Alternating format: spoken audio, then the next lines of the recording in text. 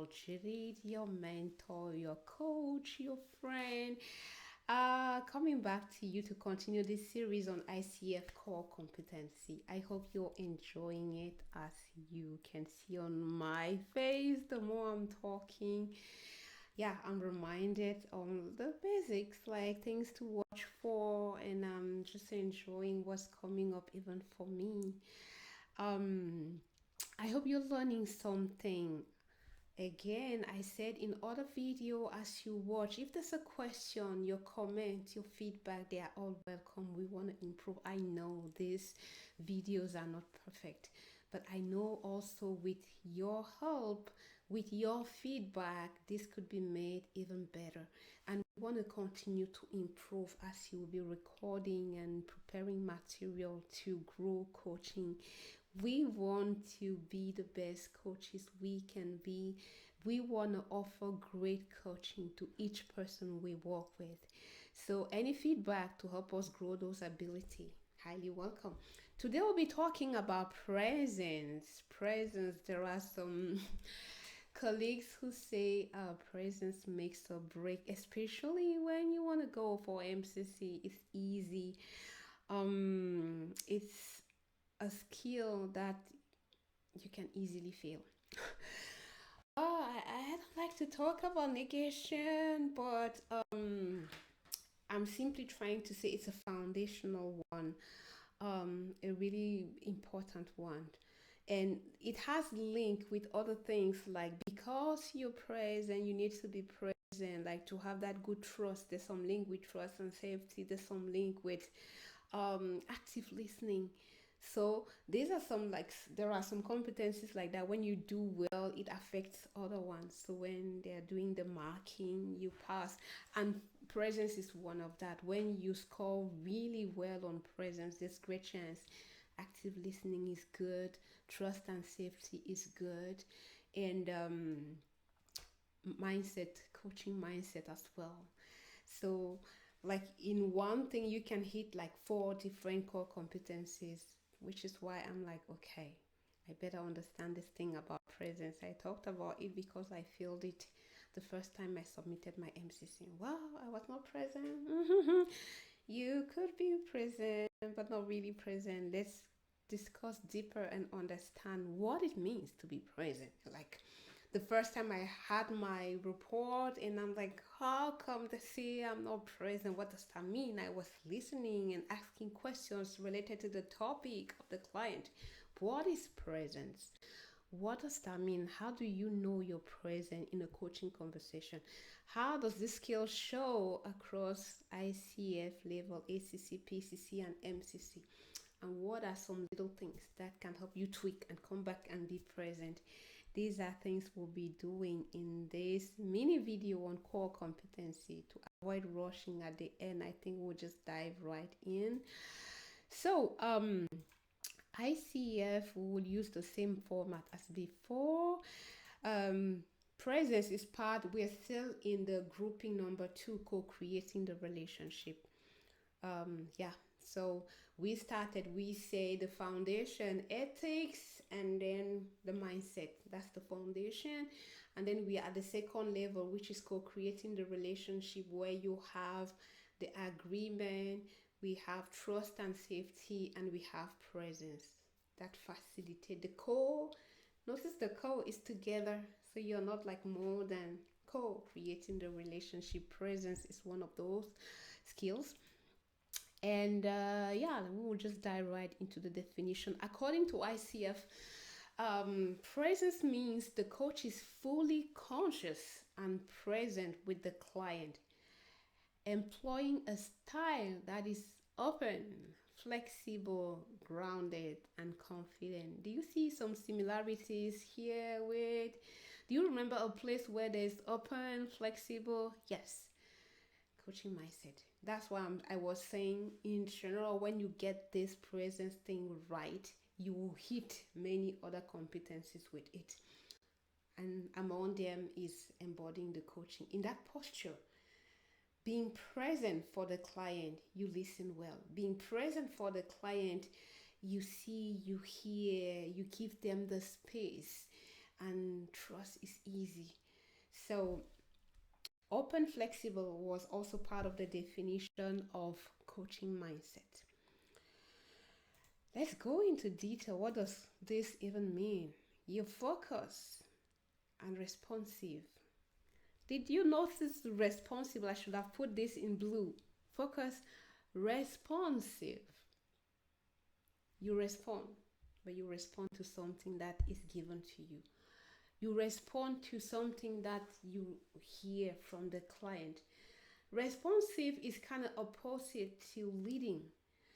Um, the coach remains attentive, observant, empathetic, responsive to the client's need. Attention to the other, observing the other, empathetic to other, respond to the other. Do you notice that it's like this slide? It's like the client is leading, the thinker is leading, and you are like specialist. Listen, observe, notice. And when you respond to the client, when you get this very well, it can stay you safe away from what they'll call leading coaching. Um, and that's why there's so much link between this and the coaching mindset. When you think, I'm here to help, I mean, you know, those from the corporate world wants results. Corporate world wants, okay, by going through this leadership coaching or whatever type of coaching they've signed you to give to their leaders, they want to see results. But if you come into the conversation, I am responsible for creating the results, there might be trouble with, because that's your posture, your thinking is like it's for you. Core competency two, client is responsible, is for the client to find the solution. You are the container. You respond to the client. So the client says, the client leads, the client reflects, the client. I really want to insist on this because when you get this, you're safe from receiving the comment that you're doing a lot of leading in your coaching, which I have done for many years. So when I'm stressing on this point, it's because I know I've gone through that. You want to respond, and to respond, you need to stop and listen. And that's why they say the coach is fully conscious and present, attentive. You stop and listen, you observe. Like for those who do analysis or whatever, you watch a movie, so you're in the posture of you absorb. You're not pushing, you absorb. And it's difficult to observe, to catch the details of what is going on if you are the doer, talking, leading, finding, is trying to find response. You respond. So your posture, you're present when you stop, listen, and observe the client. So it takes curiosity, which is also something open, curious, flexible, core competency too. So the coach is curious throughout the coaching and is interested in the client's thought and perspective to understand. You need to listen. And that's why like one thing that is used by ICF, especially again as I say going for MCC, how much talk. One of the feedback I got with my first submission, that person wrote, it was like kind of funny. What is all this talk? Oh my god, now I'm laughing, but at that time it was like, what are they saying? Yeah, for you to really seize what is going on, the intricacies, the emotions, the energy shift, listen, zip, and observe. It's not possible when you're like, okay, what am I going to say next? What is coming? What? Okay, sit, zip, observe, and learn. And you're not doing the learning. You're like a specialist to pick what is going on and give it back to the client for them to make sense. Oh, I noticed a change in voice. What's going on? Hmm? Yeah, I did that. Yeah, I'm curious. What's going on? What's your thinking now? showing an interest in exploring the client thought and perspective. Is not your client, it's not your idea, sorry, it's not your perspective, the client's. Another part of presence also is managing your emotions. um you just stay here, why am I feeling like this, and you can give it back to the client, not like I'm the expert, I'm sensing that. No.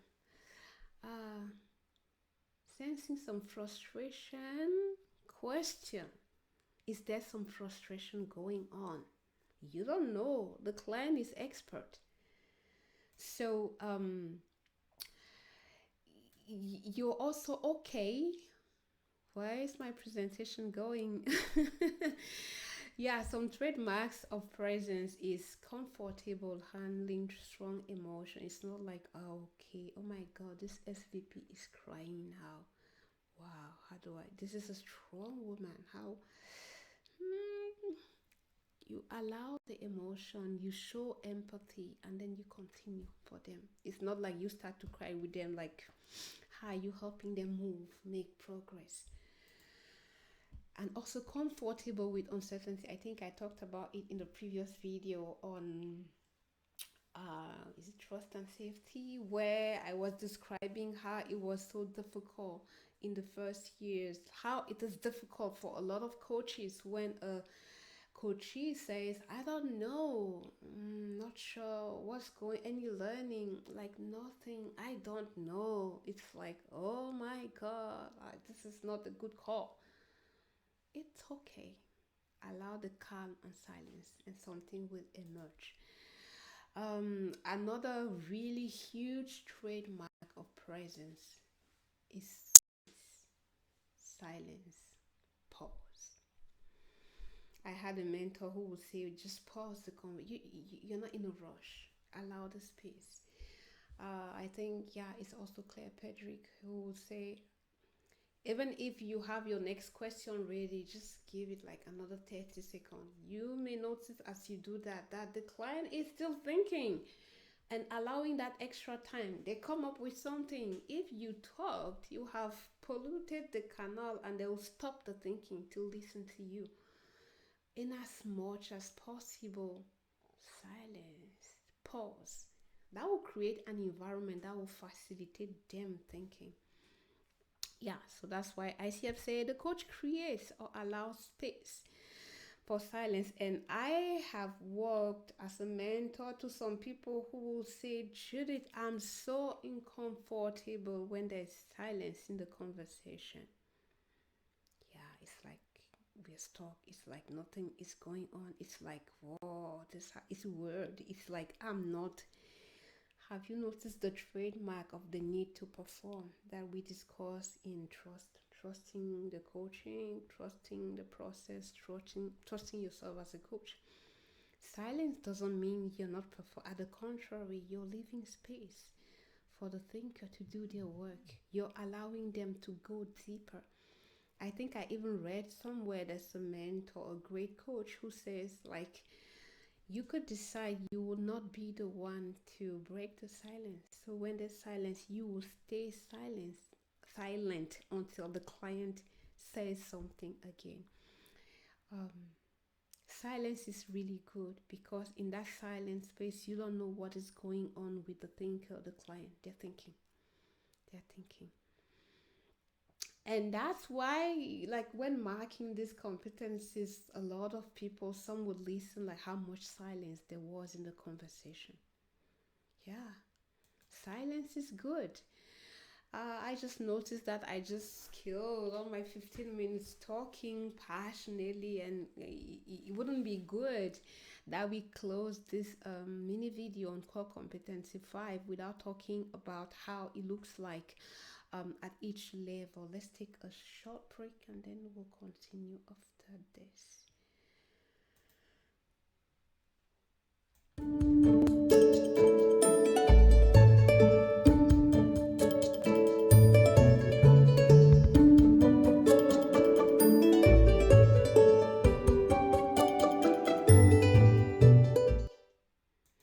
Yeah, we were talking about how does presence look like um, at ACC, PCC, and MCC level. At ACC level, again, you see some similarities here. The coach is not really present because their attention, their focus on, am I performing well? Am I following the framework, the grow or whatever framework they're using for their coaching?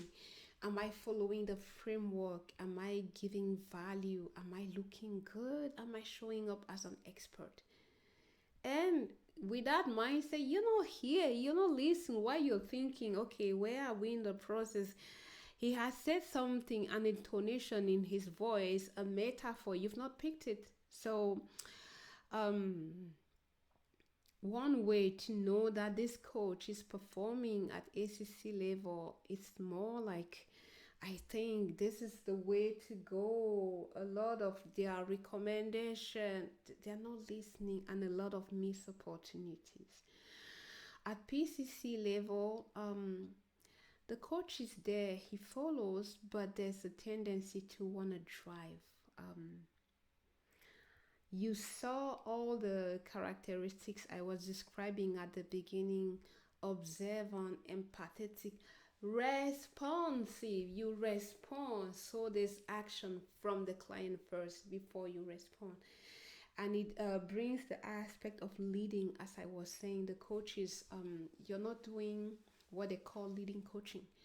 At PCC level, there's still some leading. So the coach is present where, okay, let's do this, let's do that. At MCC, whoa, silence, space. You just create this environment that is easy for the client to think and reflect. You hear, you see, you observe, you notice, but you let the client lead. It sounds something like, as they're talking, okay, maybe space, silent, nothing. What are you sensing in this moment? Where will you want to go next? How might we move forward? So it's you, but you wait when there's space to say that. You're not trying to find, oh, I have this. It's not your idea. It's not. Let them run with the idea, the processing, the thinking, and you allow space and silence for that. They talk, initial, there's this going on, leadership, blah, blah, blah, blah, blah. Even if they talk for 7 minutes, allow them. I know some people will say, well, I was taught in my training that I shouldn't go past the first 5 minutes without establishing the agreement. MCC, trust. What needs to emerge will emerge. You allow them to open up, you listen, you pick up. And when you talk, you fully pray, you allow them. And when you talk, okay, what meaning? Where do they want to go with this? What impact? Bigger life. So it's like the client follows the client. The client is leading the story, the meaning, or whatever. Like it's the client making that meaning, telling the story, doing the reflection, making insights, learning. The coach is behind. So while the client is moving and making progress, silence. If he stops, does that stop mean he stuck? Maybe not. Maybe he's just thinking again. Pause, silence, space. Until they tell you, yeah, that's where I am. So they finish the processing. Now, that's where I am. What's coming up? What emotion? What energy? And then you allow them again. Really, space is a good trademark for presence.